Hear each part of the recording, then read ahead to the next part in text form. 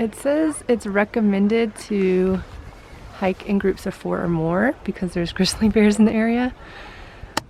But I'm all alone, so I'm just gonna be praying the whole time I hike.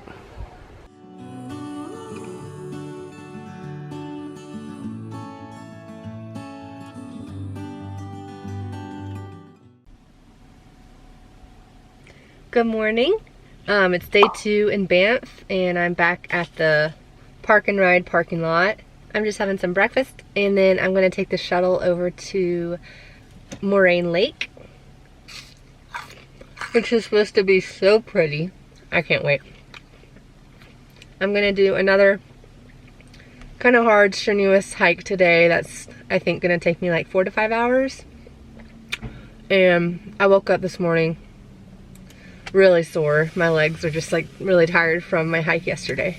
So we'll see how much I actually do today. I might take it a little bit easy, but I'm gonna try to do the hike. Wow, here's Moraine Lake.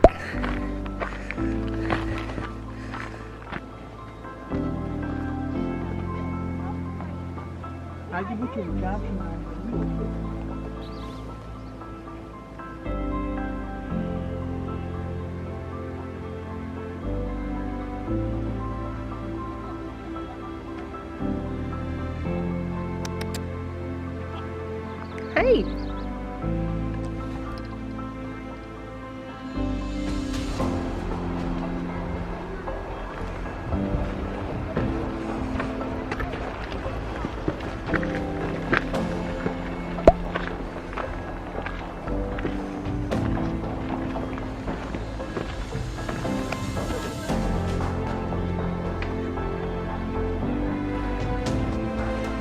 Alright, this is the Moraine Lake Lakeshore Trail. It's about 2 miles out and back, and it's just a nice stroll along the lake.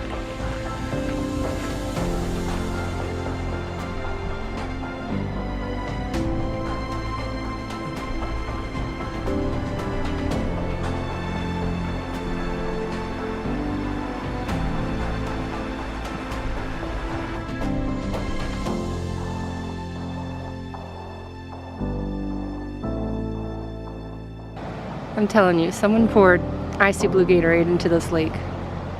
There's no other way it could look like this.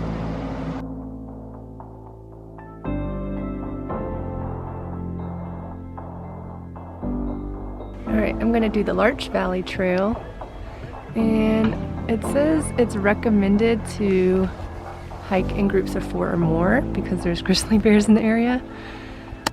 But I'm all alone, so I'm just gonna be praying the whole time I hike. Alright, I have my bear spray on hand just in case. Hopefully I don't have to use it.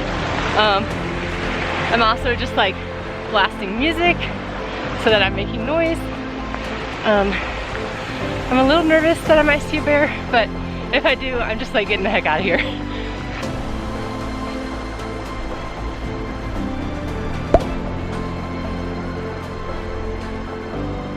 I have been trekking uphill for about half an hour now, and I have not seen any wildlife spottings, so that's a good sign. I've been like really alert this whole time, just constantly checking my surroundings and trying to make a lot of noise. I've passed a couple hikers who are coming down, and they've all been in groups of 2, so that makes me feel better that I'm not the only one that's not in a group of 4. I'm pretty tired though, I think just from my hike from yesterday. So I'm probably not gonna go all the way on this one, but maybe I'll go like maybe another hour, just see if there's a view up at the top. I got a little view of the lake here, just a little glimpse of Gatorade.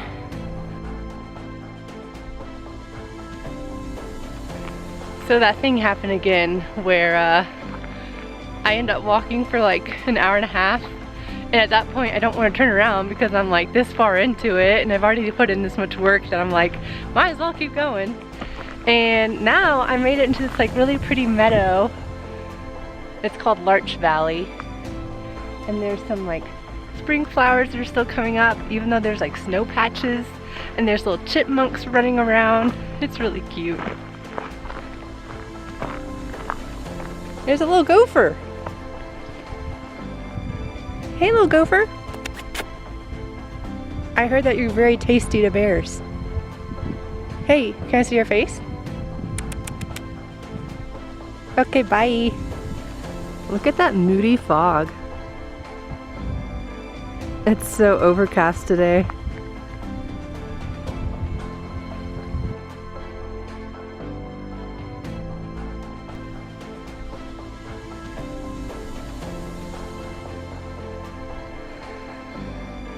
All right, it's starting to get snowy. My favorite thing to walk in. Man, this place is awesome.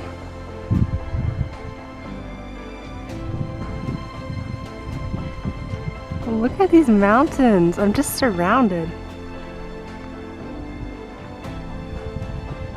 Alright, the path is getting really snowy and I don't really want to deal with that. So I'm going to go ahead and head back. I got my nice view. I'm content.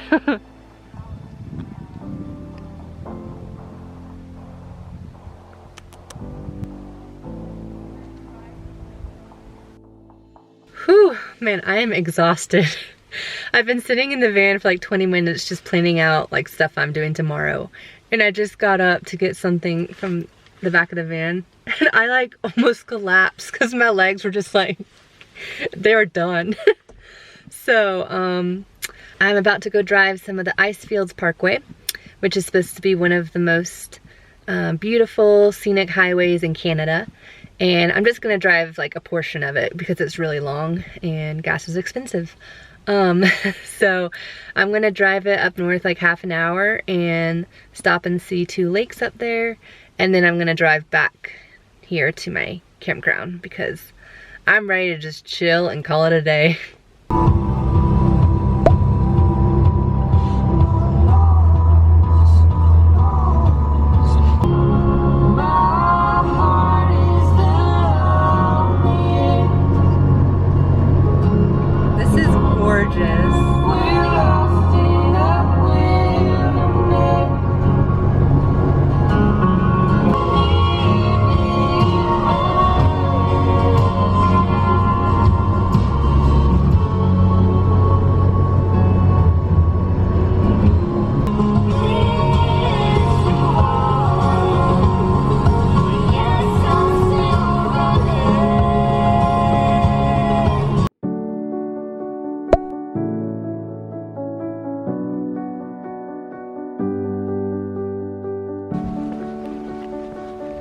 Alright, one last walk for the day. This one's only like 10 minutes though, half a mile, to the Peyto Lake viewpoint.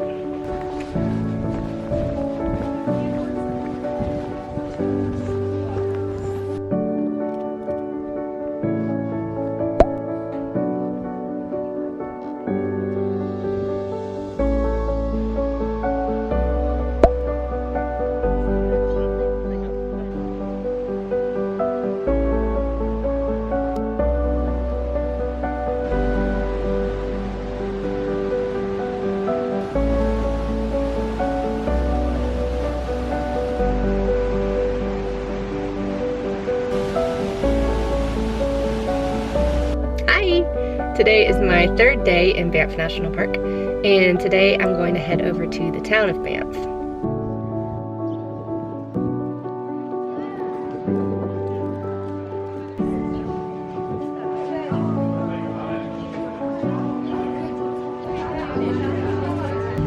So I got a beavertail, which is a popular Canadian pastry. I got mine with chocolate and peanut butter and Reese's Pieces. My review of the beavertail is that it's very good. It's like super sweet. However, it's so messy. It's like melting all over the paper. And I was getting chocolate all over my face. So I had to come back to the car to eat it because I was just so embarrassed, like sitting on this bench in the middle of town, just like chocolate everywhere. But it's good, I like it.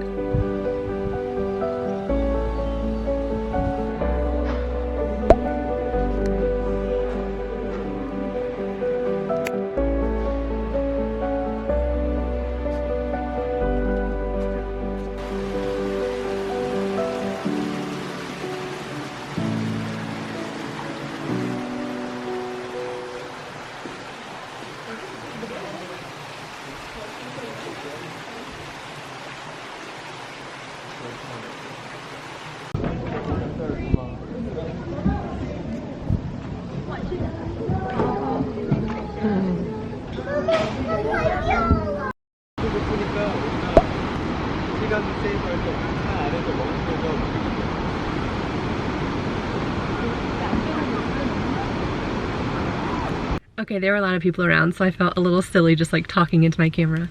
But that was the Fairmont Banff Springs Hotel, and it was built in, I think, 1888.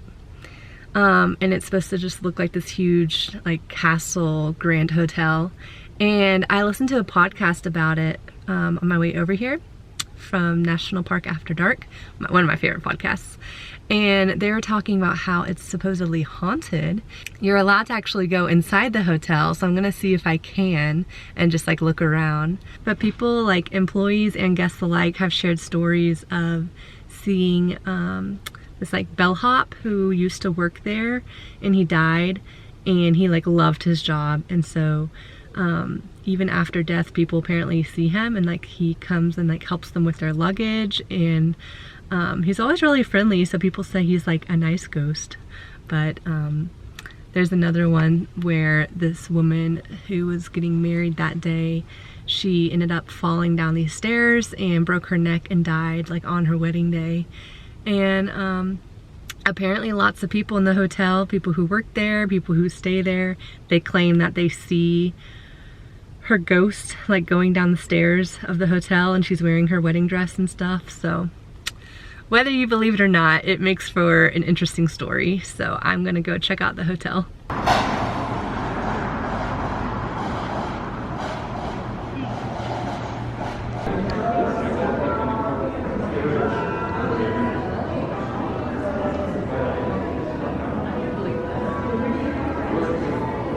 Okay, I'm in the hotel. I feel like I'm trespassing, but I'm not. You're allowed to be in here. I'm going up to the 8th floor, where I heard a spooky story happen here. Apparently a murder. So allegedly, there was a murder-suicide that took place in the hotel in room 873. And people who would stay in that room afterwards claimed that they experienced a lot of like paranormal activity. And after a while, the hotel ended up closing down that room and putting like a wall in front of it, and just like making it part of the hallway, and so that people couldn't stay there anymore. And so now there is no room 873 that exists. And some people say that it didn't actually happen, that there never was a room of 873. So I just went and checked it out. And it is weird, like you walk through the hallway and it's like all of the numbers in order, and then it goes from 871, 872, 874. Like there is no room 873, and yet there's this like long blank wall along the hallway where it could have been. So I don't know. Apparently some of the staff claim that it happened, some people claim that it didn't happen, so no one really knows.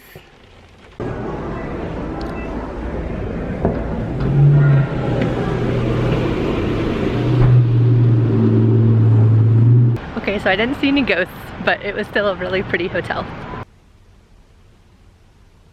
Well, I was going to go to these hot springs that are like in a swimming pool up on the top of a mountain, because I thought that would be really nice, especially because my body's really sore still from all the hiking I've done the past couple days.